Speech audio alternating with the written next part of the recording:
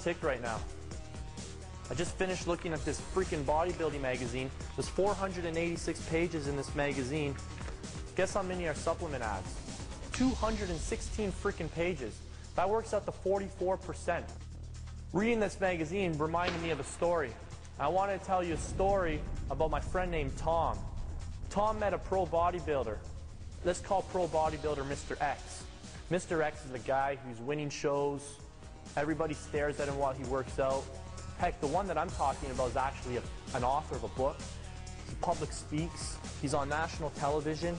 I think he was even in a few movies. The thing is Mr. X has inspired millions and millions of people. But the problem is he's also misled. Tom started training with Mr. X.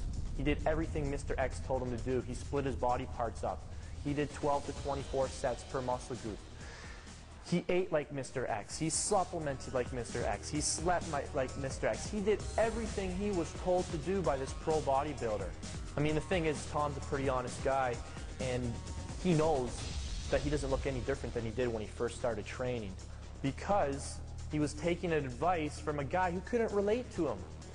Mr. Pro Bodybuilder doesn't have long limbs. He doesn't have a Lamborghini kind of metabolism. You know, Mr. Pro Bodybuilder went into the gym the very first day and bench pressed 300 pounds.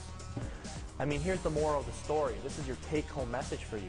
Would you take money advice from a guy who won the lottery?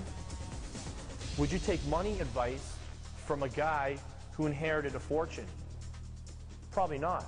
So why would you take muscle building advice from a guy who was born with amazing genetics that allows him to build muscle, heck, when he freaking sneezes, and who's using performance-enhancing drugs?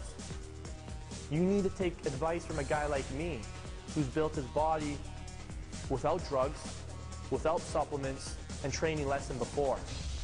You deserve the body that you want, so go and get it.